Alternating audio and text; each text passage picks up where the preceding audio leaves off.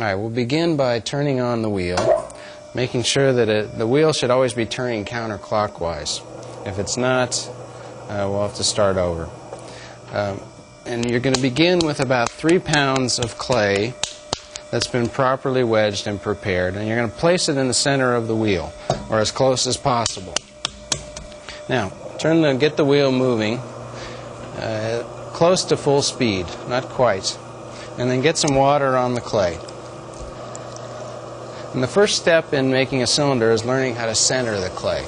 And we do this by leaning on the clay with the right hand and the right arm.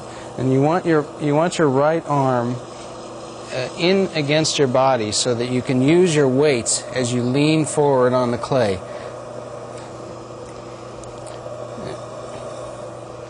Then you're going to use your left hand, and as you're leaning forward with the right, you're going to squeeze back with the left, and together the clay will come up like so.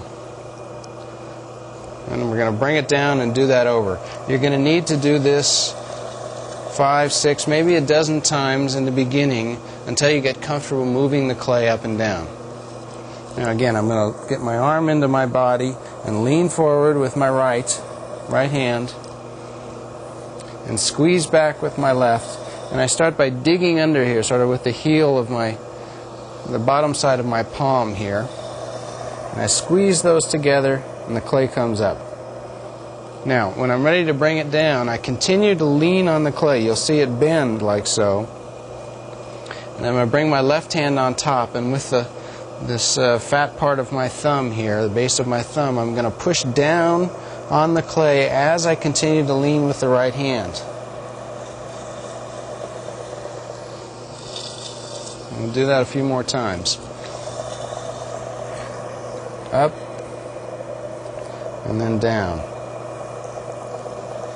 And this really it's this bringing the clay up and down that centers the clay. Once more. Bring it up. Get it wet again. Now we'll bring it down. And this last time I bring it down, I'm going to let my left hand slide back.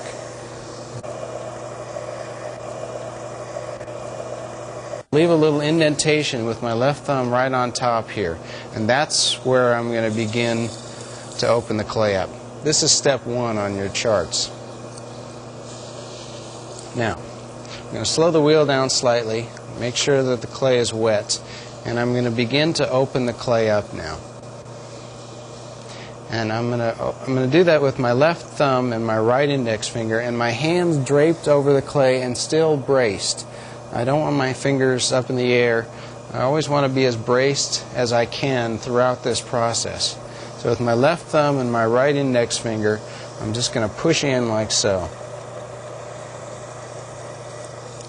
Then I'm going to stop the wheel and take my needle and push it until it hits the wheel head, and then I'm going to take my finger and put it where the clay ends and check the bottom thickness. And that's about what I want, 1/2 to 3/4 of an inch. If it's thicker, you can make it thinner. If it's thinner, you have to make the adjustment next time. Now we'll get the wheel going again.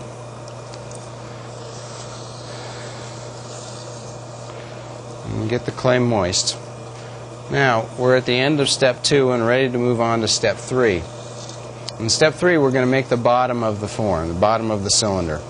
Again, I'm going to moisten it, and the wheel's going a little bit more slowly now. Now, my left hand is inside the hole here, and my right hand is on top of my left as I'm doing this. And I'm doing many things at once. My 2 left middle fingers are pressing against the point where the bottom of the clay meets the side wall here. And I'm going to pull that hand out towards my right leg. At the same time I'm doing that, my right hand is here providing support. But it's doing a few other things also. I'm pushing down on top with the side of my right ring finger here. And I'm also pushing back slightly with the top of my palm here. I'm pushing back slightly, and that's what will keep the form in center. If I'm doing this without any back pressure, then the form will get knocked off. And lastly, my left thumb is digging a groove under here, and that will become important in the next step when we move from step 3 to step 4. So this one looks like so.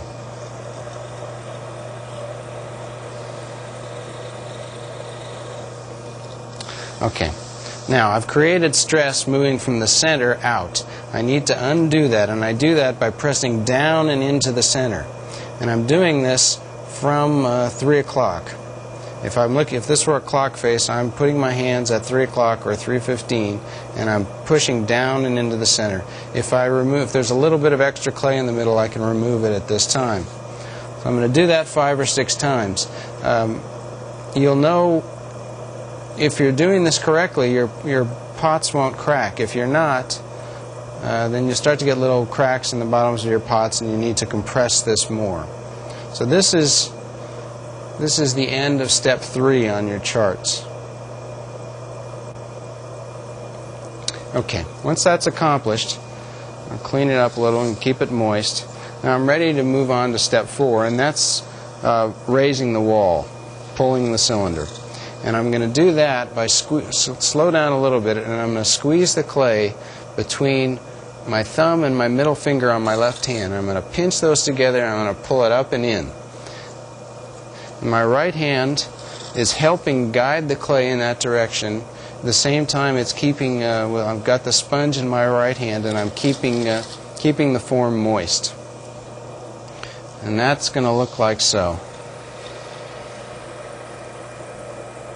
And I'm going to pull in towards the center, and then I'm going to stop short of the top, because I want to keep some additional thickness there for many reasons, which I'll explain later. But I want you to get into the habit of leaving that additional thickness at the top. All right, that's the end of step 4. Now we're ready to move to step 5. And to get there, it may take 5 or 6 pulls, additional pulls, to get from step 4 to step 5.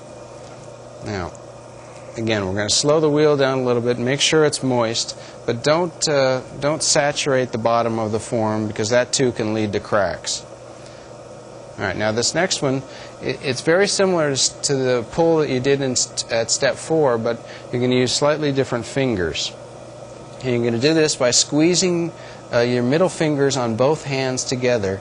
The inside hand is slightly above the outside hand. You're going to squeeze those together and raise them up and in, nice and steady, nice and slow. I'm going to start by digging a little groove here, and that looks like this. Again, I stop short of the top, come on top, and compress it. When I compress it, I squeeze these fingers together and push down here like so. Okay, so I'm going to do that a few more times until I get all the usable clay up into the form.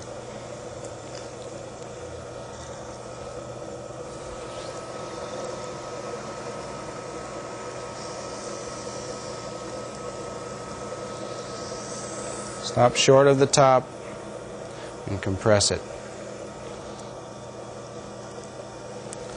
Just make sure that the interior wall is moist enough so your hands don't stick to it, because that will cause it to get knocked off of center or torn. I'm going to start by digging a groove there. Okay, one more pull here.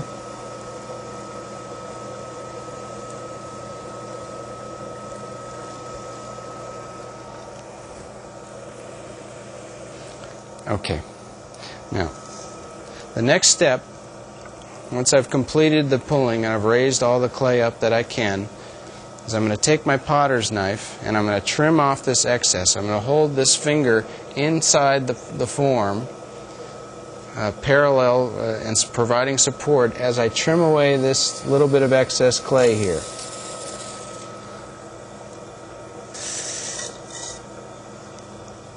Now we're going to slow down a little bit. Now I want to straighten out the walls, and I can do this with my fingers and the sponge, or I can use a potter's rib. I'm going to show you both here. And I'm just pressing just gently from the inside out against my fingers on the outside. And that's how it would look with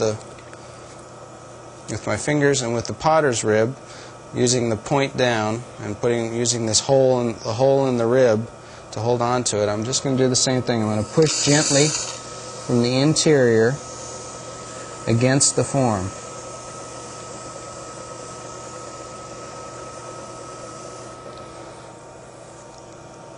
Now, I need to pay a little attention to the lip here. I'm going to take my wet chamois and wrap it around the lip and just define it, give it a little more finished quality, a little definition.